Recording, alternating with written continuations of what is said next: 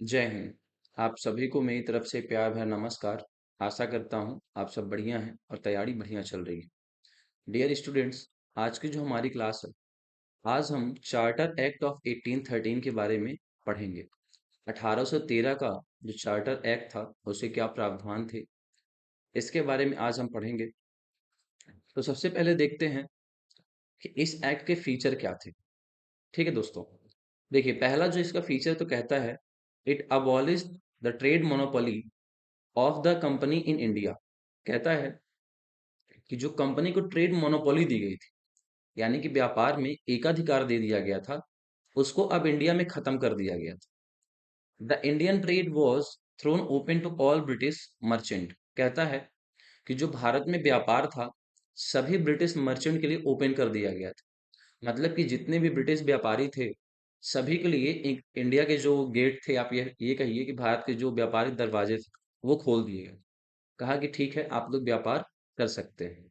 ठीक है, लेकिन कहा गया कि however it continued the monopoly of the company over trade in T and trade with China. कहा गया कि आप व्यापार कर सकते हो, ठीक है ना। सभी ब्रिटिश जो कंपनियां थी, सभी ब्रिटिशर जो थे, जो कि व्यापार करना चाहते थे भारत के साथ, उन्हें कहा गया कि ठीक है, आप व्यापार करिए, कोई दिक्कत नहीं। लेकिन जो ट्रेड मोनोपोली है, जो हमने ब्रिटिश ईस्ट इंडिया कंपनी को दिया हुआ था, ठीक है, चाय में और चाइना में, ठीक है, मतलब टी में जो है ना, वो व्यापार सिर्फ ब्रिटिश ईस्ट इंडिया कंपनी ही करेगी। और चाइना के साथ जितना भी व्यापार, वहां भी सिर्फ और सिर्फ ब्रिटिश ईस्ट इंडिया कंपनी ही व्यापार कर सकती है। बाकी सभी सेक्टर में आप व्यापार करिए, इंडिया में सारे के सारे सेक्टर आपके लिए ओपन है। लेकिन जो चाय का व्यापार, टी में जो हम लोग ट्रेड करते हैं, तो वो सिर्फ ब्रिटिश ईस्ट इंडिया कंपनी के पास रहेगा। आप इंडिया में व्यापार करिए, कोई दिक्कत नहीं। लेकिन चाइना के साथ व्यापार करने का अधिकार अभी सिर्फ ब्रिटिश ईस्ट इंडिया कंपनी को ही दिया गया था। ठीक है, तो देखिए चाइना के साथ जो व्यापार था और जो चाय में व्यापार था, ठीक है, उसको कहा गया कि ये मोनोपोली अभी भी ब्रिटिश ईस्ट इंडिया कंपनी के पास ही है। बाकी आप लोग व्यापार करना चाहते हैं, आप लोग करिए, हमें कोई दिक्कत नहीं। ठीक है, अब जरा आप ये सोचिए कि ब्रिटिश ईस्ट इंडिया कंपनी ने ऐसा किया क्यों। या फिर मान लीजिए कि जो अदर ब्रिटिशर्स थे, जो व्यापार करना चाहते थे, उन्होंने डिमांड ही क्यों की। ठीक है, देखिए इस समय क्या था ना, नेपोलियन का टाइम चल रहा था। ठीक है, नेपोलियन का टाइम चल रहा था, पूरे यूरोप को उसने कॉन्कर किया हुआ था। तो उसने कहा कि आप जो ट्रेड ब्रिटिश के साथ करते हो, यानी इंग्लैंड के साथ करते हो, ठीक है ना, ब्रिटेन के साथ जो आप ट्रेड करते हो, जिसको जिसको उसने डिफीट किया हुआ था, तो अब आप उनके साथ ट्रेड मत करो। जो भी आपको चीजें चाहिए, जो भी आपकी जरूरतें हैं, जो भी आप ट्रेड करना चाहते हैं, वो हमसे करिए। ठीक है ना। यानी नेपोलियन ने कहा कि अब हम आपकी जरूरतें पूरी करेंगे, आप ब्रिटेन के साथ अभी ट्रेड मत करिए। ठीक है, तो इसीलिए क्या हुआ कि जब नेपोलियन ने ट्रेड करने को मना कर दिया, ठीक है, तो जो ब्रिटिशर्स थे, या फिर आप ये कहिए जो ब्रिटिश व्यापारी थे, उन्होंने क्या किया कि कहा कि अब हमारे तो शेयर कम हो रहे हैं, हमको प्रॉफिट कम मिल रहा है। तो उन्होंने पार्लियामेंट में अपील किया कि ब्रिटिश ईस्ट इंडिया कंपनी जो सिर्फ भारत में व्यापार करती है, तो अब हमें भी अनुमति दी जाए कि हम भी वहां पे व्यापार करें, क्योंकि हमारा जो यहाँ पे सामान हो तो बिक नहीं रहा है, हमें बहुत लॉस हो रहा है। ठीक है, तो उन्होंने कहा कि ठीक है, आप व्यापार कर सकते हो। इसीलिए उन्होंने चाय और चाइना के साथ व्यापार करने के लिए बस मना कर दिया, बाकी कहा कि ठीक है, आप इंडिया में बाकी सेक्टर में व्यापार कर सकते हैं, हमें कोई इशू नहीं। ठीक है, सेकंड प्रोविजन क्या था वो देखते हैं। सेकंड प्रोविजन देखिए कहता है, it asserted the sovereignty of the British crown over the companies territories in India. First time क्या हुआ था कि इंडिया में जितनी भी टेरिटरीज थी, मतलब जितना भी जियोग्राफिकल एरिया था, जो कि ब्रिटिश ईस्ट इंडिया कंपनी के कब्जे में था, ठीक है ना, या फिर ब्रिटिश ईस्ट इंडिया कंपनी वहां पर रूल कर रही थी, तो कहा गया कि अब हमारी सॉवरेंटी होगी, यानी ब्रिटिश जो क्राउन है ना, वो सॉवरेन होगा। आप रूल कर रहे हो, पर इस पे अधिकार किसका है, ब्रिटिश क्राउन का है।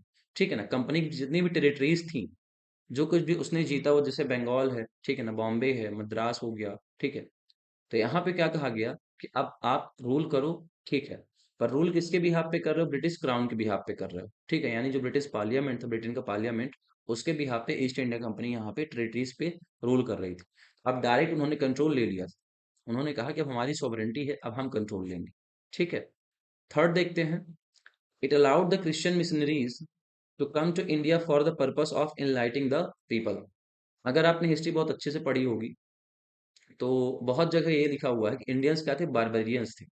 ठीक है ना, यानी कि जो इंडियंस थे उनके पास मैनर नहीं था, सभ्यता नहीं थी। इसीलिए ब्रिटिश ईस्ट इंडिया कंपनी ने हमारे यहाँ कब्जा किया और हमको सिविलाइज करना चाहते थे। ठीक है, मतलब हमारे इंडिया कल्चर जो है इतना पुराना है, 5,000 पुराना हमारा कल्चरल हेरिटेज है। तो वो उन्होंने कहा कि ठीक है, इंडियन जो है ना वो सिविलाइज ही नहीं है, बारबेरियंस है, तो हम इनको सिविलाइज करेंगे। मतलब इतना सनातन धर्म इतना पुराना, और वो आके हमें यहाँ क्या करना चाहते थे, सिविलाइज करना चाहते थे। ठीक है, चलिए ये तो खैर हिस्ट्री की बात है।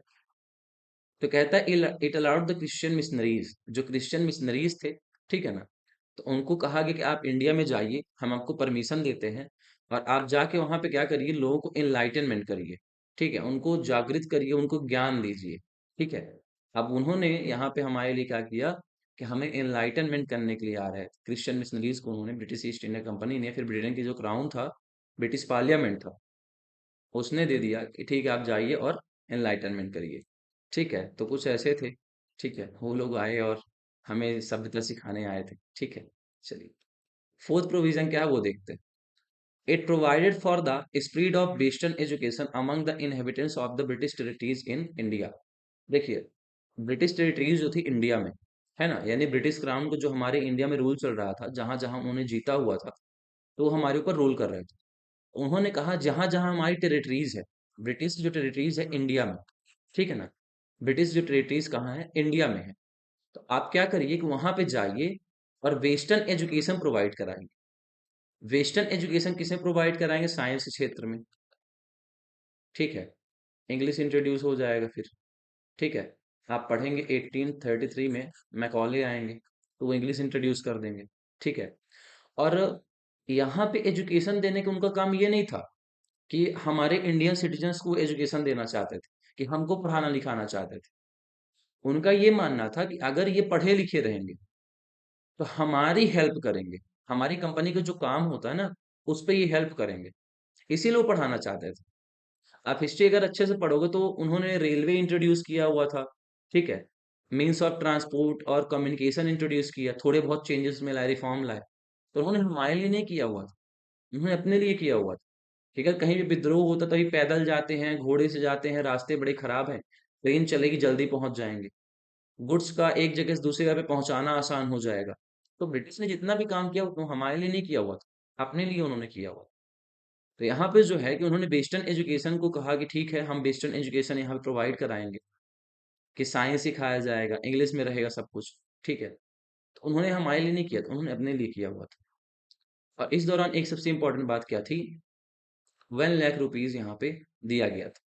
ठीक है ना, 1 लाख, 1 लाख रुपए दिया गया कि ठीक है आप जाइए, और इस साल का जो हमारा बजट है वो 1 लाख, हालांकि 1813 में बहुत ज्यादा 1 लाख रुपए हुआ करते थे। तो उन्होंने कहा कि हम 1 लाख रुपए आपको दे रहे हैं, आपको यहाँ पे एजुकेशन जो है उसका भी प्रचार प्रसार करना, आपको अच्छे से यहाँ पे शिक्षा प्रोवाइड करानी।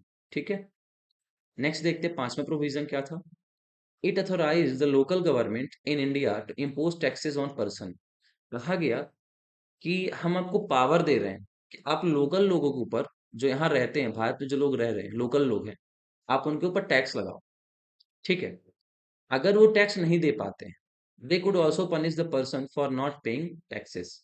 अगर वो टैक्स नहीं दे पाते हैं ना, तो आप उनको क्या करो, पनिश भी कर सकते हो, आप उन्हें क्या कर सकते हो, सजा भी दे सकते हो। कई बार होता था ना, जमींदारी सिस्टम लाया गया था, महलवाड़ी रेतवाड़ी, ठीक है ना, तो उसमें बहुत बार क्या हुआ था, परमानेंट सेटलमेंट ऐसे ही था। तो बहुत बार ना किसान रेंट नहीं पे कर पाते थे, जो उन्होंने उधार लिया हुआ है, ब्याज के रूप में उन्होंने लिए थे पैसे, खेतों पे फसल उगाने के लिए, फसल नष्ट हो जाती है, तो उनको पैसे तो लौटाने ही होते थे, उनकी जमीन तो छीन ही लेते, साथ ही साथ उनको पनिश भी किया जाता था। ठीक है, तो यहाँ पे वही कहा गया कि अगर लोकल लोग टैक्स नहीं दे पाते हैं तो आप उनको क्या कर सकते हो, पनिश भी कर सकते हो। ठीक है, 6 नंबर प्रोविजन क्या कहता है, the act gave more powers for the court in India over European British subject. अब देखो क्या होता था ना, कि जो कोर्ट स्टैब्लिश की गई थी, हमारे इंडिया में जो कोर्ट स्टैब्लिश की गई थी, तो इस पे कहा गया कि जो यूरोपियन ब्रिटिश सब्जेक्ट होंगे, मतलब अगर कोई केस ऐसा आता है जिससे हमारे ब्रिटिश के लोग हैं, जो हमारी कंपनी सर्वेंट है, वो मतलब कि इन्वॉल्व होते हैं उसमें, ठीक है, तो आपके पास ज्यादा पावर, और कई बार क्या होता था ना, उनको बचाया जाता था। ठीक है, उनके लिए अलग सुनवाई की जाती थी, उनके लिए जज ही वहां का हुआ करता था। ठीक है, मतलब ब्रिटेन का ही जज हुआ करता था, जो ब्रिटेन ने मतलब ब्रिटेन की जो पार्लियामेंट थी उसने इंट्रोड्यूस किया होता, यहाँ पे जो जिसको भेजा हुआ था एज अ जज के रूप में अपॉइंट किया हुआ था, तो वही अक्सर डिसीजन लिया करता था, इंडियन लोग को इन्वॉल्व नहीं किया जाता था। ठीक है, थोड़ा सा बायसनेस देखने को मिलता था। ठीक है, चलिए, तो यहीं तक हमारे प्रोविजन थे, 6 थे, मैंने आपको बता दिए हैं। और एक सबसे इंपॉर्टेंट प्रोविजन ये था कि अब जो कंपनी का डिविडेंड था, कंपनी जो शेयर होल्डर थे जिनके पास अधिकार था, वो 10.5 कर दिया गया था। 10.5%, मतलब 10.5% था। पहले लगभग 12.5 हुआ करता था, अब थोड़ा कम कर दिया गया था। ठीक है, क्योंकि बहुत सारी कंपनियां आ गई थी ना अब तो, मतलब ब्रिटिश ईस्ट इंडिया कंपनी के अलावा जो बाकी के ब्रिटेन के ट्रेडर थे वो भी इंडियन व्यापार कर सकते थे, तो इनका जो शेयर होल्डर था, इनका डिविडेंड था, वो थोड़ा कम हो गया था, 10.5% हो गया था। ठीक है, तो ये कुछ हमारे प्रोविजन थे एक्ट ऑफ 1830, ज्यादा इसमें इंपॉर्टेंट नहीं है, बस हाँ ये है कि जो ट्रेड मोनोपोली थी चाइना के साथ और टीमें वो बरकरार रखी गई। और क्रिश्चियन मिशनरीज को यहाँ इंट्रोड्यूस किया, कि कई बार ये क्वेश्चन पूछा हुआ। ठीक है, तो क्रिश्चियन मिशनरीज को यहाँ पे लाया गया कि आप ठीक है शिक्षा का प्रचार प्रसार करिए और एजुकेशन के ऊपर ध्यान दिया गया। फर्स्ट टाइम ऐसा हुआ था कि ब्रिटिश ईस्ट इंडिया कंपनी ने, फिर ब्रिटेन की जो पार्लियामेंट थी उसने कुछ भारत के ऊपर मतलब ठीक ठाक काम करने की कोशिश की थी, मतलब कुछ पॉजिटिव वे में कह सकते हो। तो उन्होंने शिक्षा के ऊपर ध्यान देना शुरू किया और 1 लाख रुपए यहाँ पे भेजे हुए थे। ठीक है, चलिए, तो जो हमारी अगली क्लास होगी उसमें हम एक्ट ऑफ 1833 पढ़ेंगे, काफी इंपॉर्टेंट एक्ट है। और उसके बाद फिर एक्ट ऑफ 1853, हर 20 साल में एक्ट आ रहे थे, तो 1833 और 1853 दोनों काफी इंपॉर्टेंट एक्ट। ठीक है, हम उन्हें पढ़ेंगे। आ, उम्मीद है आपको ये क्लास अच्छी लगी होगी, पसंद आई होगी।